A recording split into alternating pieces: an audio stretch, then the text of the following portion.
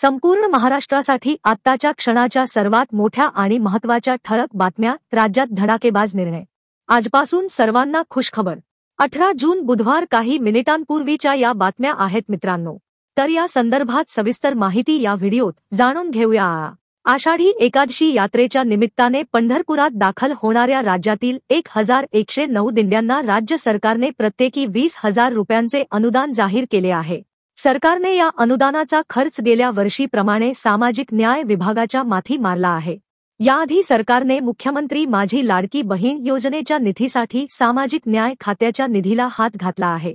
तत्कालीन मुख्यमंत्री एकनाथ शिंदे यांनी गेल्या वर्षी विधानसभा निवडणुकीच्या तोंडावर मानाच्या 10 पालख्या सोबत येणाऱ्या प्रत्येक दिंडीला 20,000 रुपयांचे अनुदान जाहीर केले होते. या पार्श्वभूमीवर यंदा 6 जुलैच्या आषाढी एकादशीसाठी दिंड्यांना 20,000 रुपयांचे अनुदान देण्याचे मुख्यमंत्री देवेंद्र फडणवीस यांनी मान्य केले होते.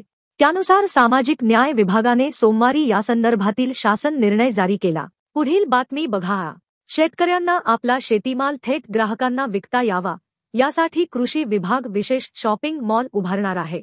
या मॉलमध्ये शेतकऱ्यांना त्यांचा माल थेट ग्राहकांना विकता येईल.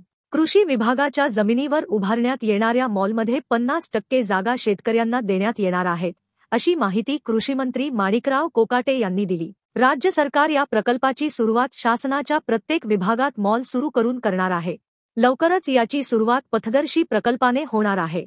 त्याला यश आल्यानंतर शहरांमधील कृषी विभागाच्या मोकळ्या जागेवर मोठे मॉल उभारण्यात येणार आहेत, असेही कृषीमंत्र्यांनी सांगितले. पुढील बातमी बघा. महानगरपालिकेच्या वतीने उभारलेले विविध प्रकल्प आणि विकासकामांचे भूमिपूजन आणि लोकार्पण राज्याचे मुख्यमंत्री देवेंद्र फडणवीस यांच्या हस्ते बुधवार 18 जून रोजी होत आहे. त्या पार्श्वभूमीवर भाजपा आमदार महेश लांडगे यांनी संपूर्ण शहरात विकासाचे देवेंद्र पर्व असे जोरदार ब्रँडिंग केले आहे. श्री क्षेत्र देहू आळंदी पालखी मार्गावरील चहोली येथे संतश्रेष्ठ ज्ञानेश्वर महाराज आणि संत नामदेव महाराज यांच्या भेटीवर आधारित संत समूह शिल्पाचे बहुप्रतीक्षित लोकार्पण मुख्यमंत्री फडणवीस यांच्या हस्ते होत आहे. यासोबत सर्वात उंच 200 फुटांचा भगवा ध्वज आणि संतसृष्टी प्रकल्पाचे लोकार्पण सुद्धा होणार आहे.